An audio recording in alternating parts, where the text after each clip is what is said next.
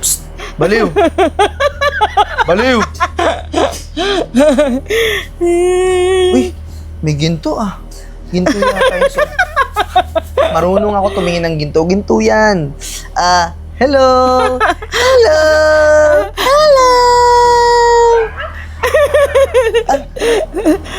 Play? Play? Let's play? Gusto mo maglaro? Ganda nito ah. Ay, ito yung mas makapal. Let's play ah. Shh, shh, shh. Quiet, quiet, quiet.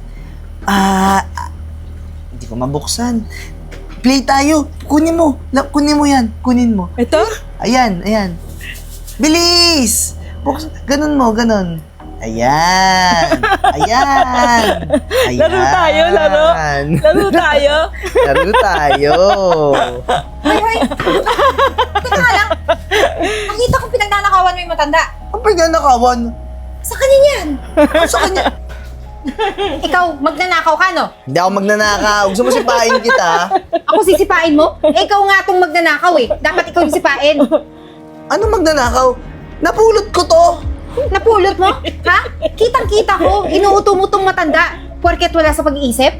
Ikaw, tindera ka lang dito, di ba? Bakit ba nakikialam ka? Ha? Kasi mali po yung ginagawa nyo. Pwede ba ibalik yun na yan? Baka hanapin niya ng... Akin na! Bitaw! Aray! Akin na to, ha? Binigay sa akin to ng kusa, nung abnormal na baliw na wala sa isip yan, wala sa tamang pag-iisip na matanda na yan. Eto! Alam mo, may kalalagyan niyang ginagawa mo eh. Alam mo, dumiskarte ka kasi para hindi lang ikaw na tindera dito, kaya nga tindera ka lang eh. Kulang ka sa diskarte. Akin na po yan! Paing kita. Hoy! Nay, okay lang po ba kayo? Ha? Ganda oh. Ganda. Upo muna po kayo. Sige po, magdi-dispatch po ako ng tawa namin dyan. Upo ka po. Ayoko dito. Mga 10 minutes po. Ayoko dito. Saglit po, may bisita pa ako. Okay, salamat po. Yes, good afternoon po. Itong mapaglilingkod natin. Sir, teka lang po ha. Nay, kainin niyo po muna yan ha. Kalma lang po kayo. Sir, kasi itong pong matandang to, nakita ko po kahapon. Nakita ko pong may lalaking lumapit sa kanya. Pinagnanakaw po yung mga iba niyang alahas. Hala? Talaga?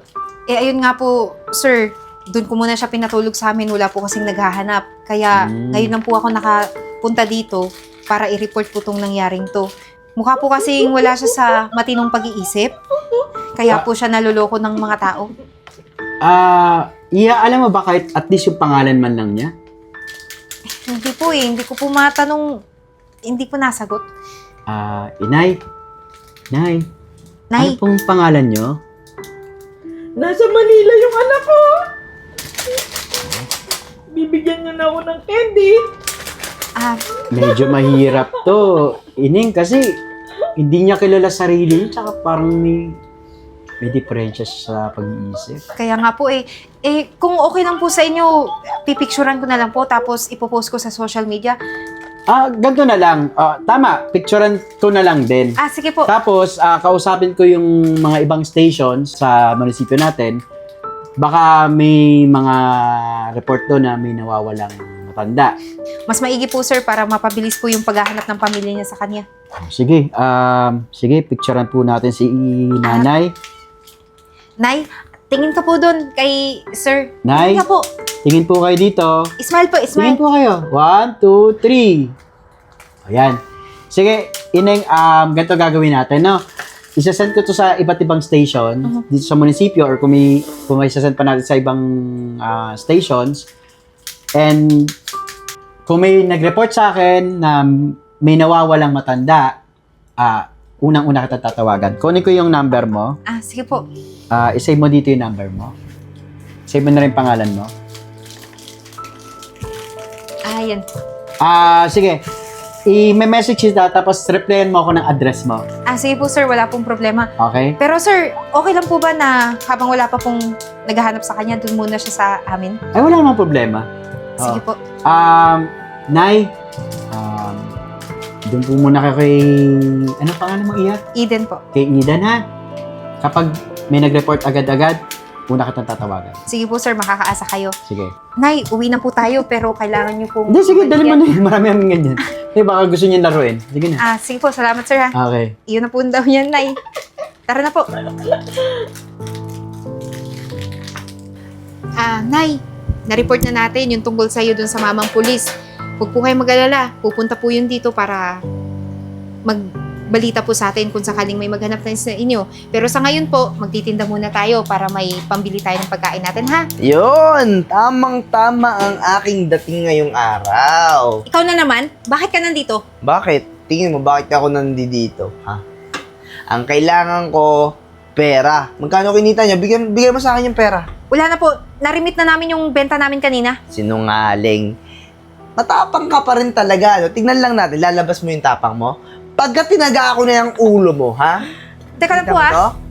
Bakit po kayo may kutsilyo, ha? Anong balak nyo sa amin? Eh, maliit din pala yung utak mo eh. Bakit nga ba ako may kutsilyo, ha? Kailangan ko ng pera. Pag di mo binigay, makikita mo na sa San Pedro. Teka lang po, wala po talaga kaming pera dito. Huwag ka na magsinungaling. Ibigay mo sa akin, tatagain ko yung ulo mo. Bigay mo, yun. Ginto ng Ay, kung matanda. puputukoy ko ito sa ulo mo, ha? Ano yan? Sir, yan po yung sinabi ko sa inyo nakarang araw Sir. na nagnakaw dito sa matandang to ng mga ginto. Sir, laruan lang yan. Hindi yan totoo. Laruan, taga ako sa'yo. Wag po, wag. Wag, sir. Laulo ka. Hmm? Sir, aalis na lang ako. Hindi. Kilala niyo ba tong taon to? Hindi po. Pero gusto niya kaming pagnakawan ulit dito. Alam mo itong taon to, kilalang kilala to. Sa presinto namin. Labas-pasok na yan. Sa kulungan. Ilang beses yan ng istorbo ng mga maliliit na negosyo dito. Ganun po ba? Eh, siguro ito na po yung oras niya para makulong talaga. Sir, kakalaya ko lang. Alis na ako. Dali. Nga pala, kaya ako napunta dito. Buti lang, napadaan ako. Kundi, napahamak pa kayo. May maganda akong balita. Ano po yun? May tumawag sa akin. Galing sa ibang presinto. Nakita na namin yung anak nung matanda. Talaga po ba? Oo, Naku! hinahanap siya. Mabuti naman po kung ganun. Eh, ano po bang sabi? Saan po ba siya kikitain? I-message kita mamaya, isasend ko sa yung address. Pumunta ka na, dadaling ko to sa presinto ulit, ha? Sige po. Sir, may reunion. Sama ka na lang dun, sir. Alis na ako. Ay, ikaw rin, may reunion! Doon, maraming makakakosa mo, kasama mo ulit, tara! Nay, narinig mo yun? Nahanap na yung anak mo. Ibig sabihin, pupuntahan na natin siya mamaya, ihahatid kita doon. Okay ba yun? Tara na po! Naku, maraming salamat ha. Eh, hindi ko na talaga alam yung gagawin ko kung hindi ko pa to nakita si mama eh. Ayun na nga po. Napagnakawan na nga po siya ng alahas. Mabuti na lang po nakita ko. Alam niyo po ba, itong nanay niyo, tuwang-tuwa po siya kanina. Inayusan ko, parang alam niyang uuwi na siya. Nilagyan ko pa nga po ng lipstick eh. Naku, kung hindi mo natatanong, mahilig yan sa makeup. Tsaka yung mga alahas na yan, favorite niya talaga sa uting yan. Ganun po ba? Eh, masaya po ako na nahanap po kayo agad ni Chief. Yun na nga. Isa pa, dahil dito sa ginawa mo na naiuwi mo yung mama ko ng maayos, malinis, gusto ko sana kitang bigyan ng tulong. May trabaho ka ba? Ay, meron po. Sa karinderya po, doon po ako namamasukan. Ganito na lang. Bukas, puntahan mo ako dun sa POTG building. Hanapin mo ako. Sige po, ako na pong bahala. Magtatanong na lang po ako pagdating ko doon. Maraming salamat, Eden. Salamat po. Mauna na rin po ako kasi iniwan ko sige. lang po yung karinderya ko doon. Mag-ingat ka. Basta bukas ha. Hihintayin kita. Opo, makakaasa po kayo. Nay, uwi na po ako ha. See you tomorrow. Nako, Eden, maraming salamat ha. At kung hindi dahil sa'yo, malamang yung mami ko kung saan-saan na napunta at hindi pa to gumaling.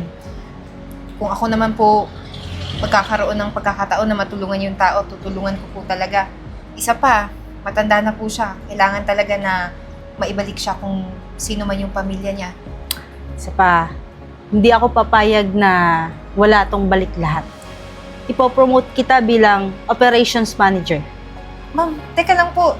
Parang kailan lang po ako dito binigyan niyo ng trabaho tapos na-promote po ako kagad? Deserve mo yan. Tsaka, bilang pasasalamat na rin. Totoo, kahit ako, nagpapasalamat sa'yo. Kung iba nakapulot sa akin, bako saan ako dinala.